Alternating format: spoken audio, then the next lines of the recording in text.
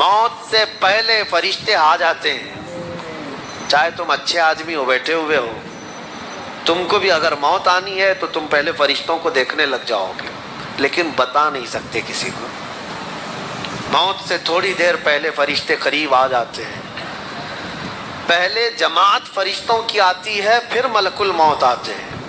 ملک الموت ان فرشتوں کے بیچ آتے ہیں. جیسے ہی یہ مرنے والا آدمی ملک الموت کو دیکھ لیتا ہے، پھر اس کے جسم میں کپ کپی طاری ہو جاتی ہے.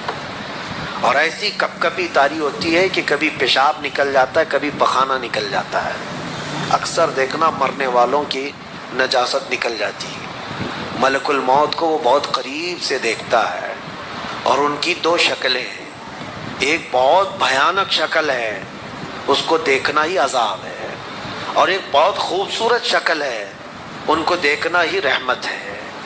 وہ نیک بندوں کی روح نکالنے کے لیے جب جاتے ہیں تو خوبصورت شکل میں جاتے ہیں، اور جب گنہگاروں کی روح نکالنے جاتے ہیں تو بھیانک شکل میں جاتے ہیں.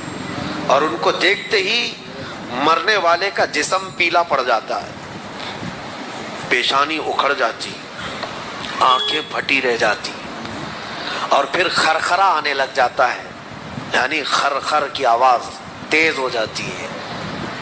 وہ بولنا چاہتا ہے اپنے پاس والوں کو، لیکن بول نہیں سکتا، بند ہو جاتا ہے. یہ وہ وقت ہے جب اس کے توبہ کا دروازہ بھی بند ہو جاتا ہے.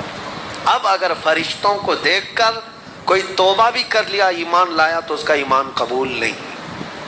اس وقت سے پہلے پہلے تک جو بھی ایمان لایا یا توبہ کیا، اس کی توبہ قبول ہے. لیکن موت کا خرخرہ آ گیا اور فرشتوں کو دیکھ لیا، اس کے بعد بہت سارے کافر بھی پکاریں گے کہ ہم ایمان لاتے ہیں اللہ پر. نہیں، اب ایمان قبول نہیں ہوگا. موت اتنی آسانی سے نہیں آتی، اس کا پروسیس ہے.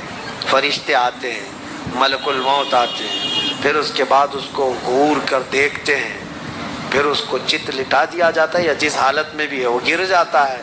کھڑا ہے تو گرتا ہے، بیٹھا ہے تو گرتا ہے، موت آنے سے پہلے لڑک جاتا ہے. یہ ضروری بھی نہیں ہے کہ آج میں اپنے آپ کو سنبھال کر بیٹھا ہوں، اگر میری موت آنی ہے اسی کرسی سے گر جاؤں، اسی جگہ سے ہم گر جائیں گے. اور اس کے بعد ملک الموت روح کھینچنا شروع کرتے ہیں. پیروں کے ناخنوں سے لے کر، ہاتھوں کے ناخنوں سے لے کر، اس کے جسم کے ہر حصے سے لے کر ناک تک کھینچتے ہوئے لاتے ہیں.